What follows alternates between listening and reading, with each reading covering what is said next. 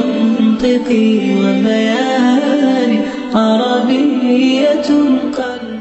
Mamluk সুলতান বাইবার্সকে ইতিহাসের সবচেয়ে বেশি স্মরণ করা হয় একজন ক্ষমতাধর শাসক হিসেবে। সেই পরিচয় ছাপিয়ে তিনি তামাম দুনিয়ার সেনাপতিদের আইডল হয়ে আছেন রণক্ষেত্রের নেতৃত্বদানের গুণাবলীর কারণে। তার কূটনৈতিক কৌশল ছিল সেই সময়ের অন্য সবার চেয়ে আলাদা। বাইবার্স ছিলেন চতুর্থ মামলুক সুলতান এবং মামলুক শাসকদের ভেতর সবচেয়ে জনপ্রিয় শাসক। তিনি মিশর এবং সিরিয়া শাসন করেন একজন সফল রাষ্ট্রনায়ক হিসেবে। তারপর নিজের গড়া বাহারি সাম্রাজ্যের গোড়াপত্তন করেন।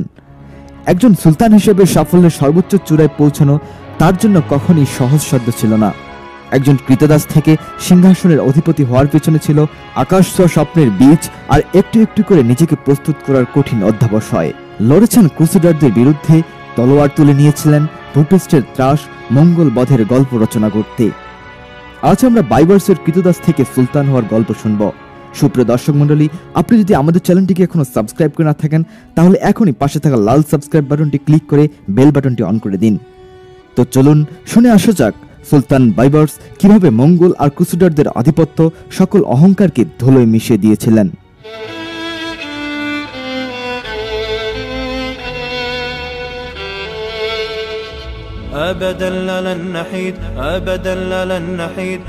বাইবার্সের পুরো নাম আল মালিক আল জহির রুকুন আল দিন বাইবার্স আল বান্দুকদারি। 1223 সালে ব্ল্যাক সি এর উত্তরে কিপচাক তুর্কসে জন্মগ্রহণ করেন। মঙ্গলরা তখন কিপচাক তুর্কসে আক্রমণ করে। তখন অন্যদের মতো বাইবার্সকেও কৃতদাস হিসেবে বিক্রি করে দেওয়া হয়। পরবর্তীতে তাকে মিশর ও সিরিয়ার সুলতান নাজম আল দিন আইয়ুব অন্যান্য কৃতদাসের সাথে কিনে নেন। সুলতান নতুন কৃতদাসদের সামরিক প্রশিক্ষণের জন্য প্রস্তুত করেন সব সময়। এবারও নতুন কিনে আনা কৃতদাসদের প্রশিক্ষণের জন্য লাইনে পাঠিয়ে দেওয়া হয়। এখানে তাদের সুলতানের সৈনিক হিসেবে প্রশিক্ষণ দেওয়া হয়। প্রশিক্ষণ চলাকালীন সময় থেকেই বাইবার্স সবার নজর কেড়ে নিতে সমর্থ হয়। অন্যদের চেয়ে তার আলাদা নৈপুণ্য আর পরিশ্রমী মানসিকতার কারণে সেরা হিসেবে প্রশিক্ষণ কার্যক্রম শেষ করেন তিনি। তাকে সুলতানের ব্যক্তিগত রক্ষী বাহিনীতে নিয়োগ দেওয়া হয় এবং একটি ছোট দলের কমান্ডার হিসেবে পদোন্নতি পান তিনি।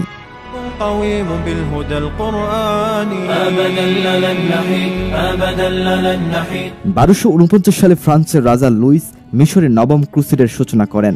পোর্ট সিরি ডাইমেটর পতন হলে লুইসের সেনাবাহিনী নভেম্বরে কায়রোর দিকে যাত্রা শুরু করে। ঠিক একই সময়ে সুলতান আল দিন আইয়ুবের মৃত্যুর সংবাদ ছড়িয়ে পড়ে চারদিকে। ক্রুসেডাররা কায়রোর দিকে যাত্রা শুরু করলেও মিশরকে নিজেদের করতলে আনার কোনো পরিকল্পনা ছিল না তাদের। তারই ধারাবাহিকতায় 1250 সালের ফেব্রুয়ারিতে সংঘটিত আল মানসুরার যুদ্ধে ক্রুসেডাররা পরাজিত হয়। রাজা লুইসকে বন্দী করা হয় এবং পরে মুক্তিপণের বিনিময়ে তাকে মুক্তি দেওয়া হয়।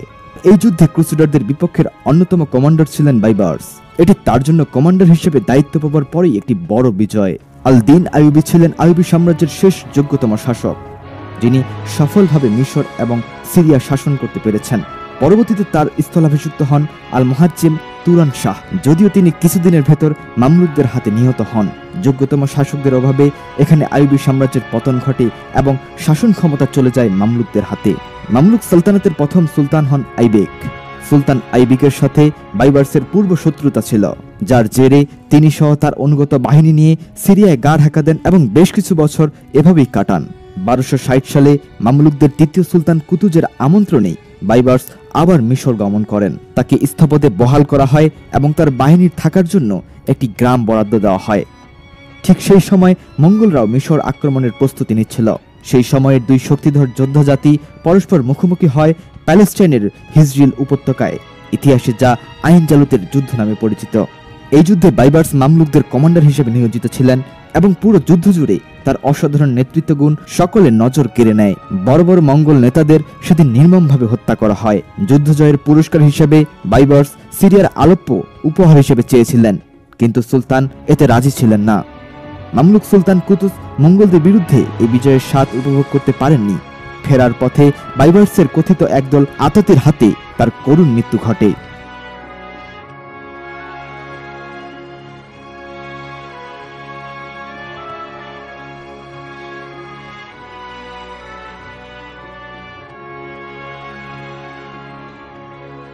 সুলতান কুতুজের মৃত্যুর পর মিশরের সুলতান হন বাইবার্স। সিংহাসনে আরোহণের পর তিনি নজর দেন সিরিয়ায় ঘাঁটি তৈরি করা ক্রুসেডারদের প্রতি। তিনিও সালাউদ্দিন আইয়ুবীর অনুকরণে তার সেনাবাহিনীকে তৈরি করেন।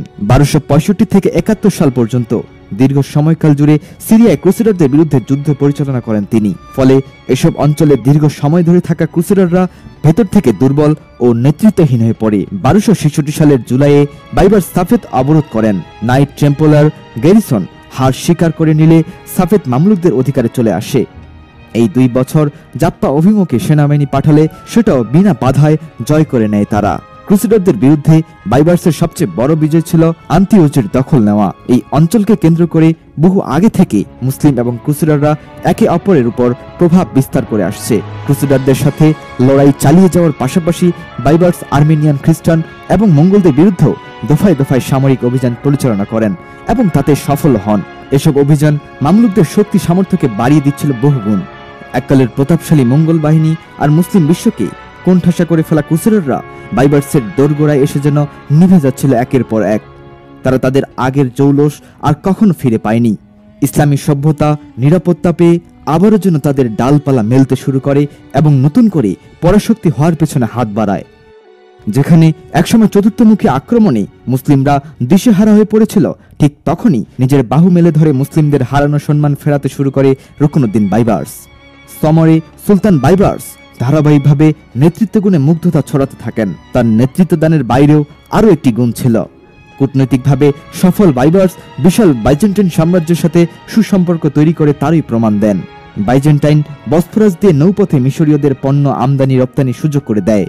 পাশাপাশি আশেপাশের রাজ্যগুলোর সাথে বাণিজ্যিক যোগাযোগ বাড়ানোর জন্য যথাযথ উদ্যোগ নেন তিনি। বিভিন্ন সাম্রাজ্যে রাজপ্রতিনিধি পাঠানোর মাধ্যমে তাদের সাথে দীর্ঘমেয়াদী সম্পর্ক তৈরি করার দিকে নজর ছিল তার। মামলুকদের নিজস্ব মুদ্রা ব্যবস্থা প্রচলনের মাধ্যমে নিজেদের অর্থনীতিকে শক্তিশালী করার দিকে নজর দেন বাইবার্স। তিনি যেহেতু একজন ভিনদেশী ছিলেন, তাই একটি রাজ্যের অভ্যন্তর ভাগকে নিয়ন্ত্রণ করতে হলে কি পদক্ষেপ নিতে হবে সেটা তিনি জানতেন। তিনি রাজ্যের ভেতর যোগাযোগ ব্যবস্থাকে দ্রুততর করার জন্য কায়রো এবং দামেস্কের ভেতর পোস্টাল সার্ভিস চালু করেন। ফলে বিশাল একটি অঞ্চল জুড়ে তড়িৎ যোগাযোগ ব্যবস্থা স্থাপিত হয়। মাত্র 4 দিনের ভেতর এসব এলাকায় পৌঁছানো সম্ভব হয়। ইসলামী শরিয়ার 4টি প্রধান প্রতিষ্ঠানের প্রধান বিচারপতি নিয়োগ দেন এবং রাজ্য জুড়ে অসংখ্য খাল খনন করেন। নিজের নামে অনেকগুলো মসজিদ এবং লাইব্রেরিও গড়ে তোলেন বাইবার্স অবসর পেলেই শিকারে বেরিয়ে পড়তেন সঙ্গী সাথীদের নিয়ে। প্রতিযোগিতামূলক যে কোনো খেলাই তাকে আকর্ষণ করত। তার অনুকূলে কায়রোতে শিল্প সংস্কৃতি ব্যাপক উন্নতি ঘটে। বিশেষ করে তিনি জ্ঞান বিজ্ঞানের প্রতি উৎসাহিত করতেন সবাইকে। তিনি বুঝতে পেরেছিলেন আধুনিকতাকে বাদ দিয়ে নিজেদের এগিয়ে নেওয়া সম্ভব নয়। যদিও তিনি আধুনিকতাকে প্রশ্রয় দিতেন, কিন্তু আদতে তিনি ইসলামী অনুশাসনের কঠোরভাবে পালন করতেন। এই মহান মামলুক সুলতান 1277 সালে দামেস্কতে মৃত্যুবরণ করেন। তার মৃত্যু হয়েছিল বিষ পানে, যা তিনি ভুলবশত পান করেছিলেন। পরে তাকে তারই গড়া দামেস্কের জাহিরিয়া লাইব্রেরিতে শায়িত করা হয়। আজও লাইব্রেরির গম্বুজের নিচে তার সমাধি অবিকৃত অবস্থায় পাওয়া যায়। সুপ্রিয় দর্শক মণ্ডলী, এর সাথে আজকের গল্পের সমাপ্তি এখানেই টানতে হচ্ছে। তার আগে আপনি যদি এখনো আমাদের চ্যানেলটিকে সাবস্ক্রাইব করে না থাকেন, তাহলে দ্রুত সাবস্ক্রাইব করে ফেলুন। ভিডিওটি ভালো লাগলে অবশ্যই লাইক এবং শেয়ার দিয়ে পাশেই থাকবেন। দেখা হবে পরবর্তী কোনো ভিডিওতে। আল্লাহ তাআলা আমাদের সকলকে ভালো রাখুক, সুস্থ রাখুক। আল্লাহ হাফেজ।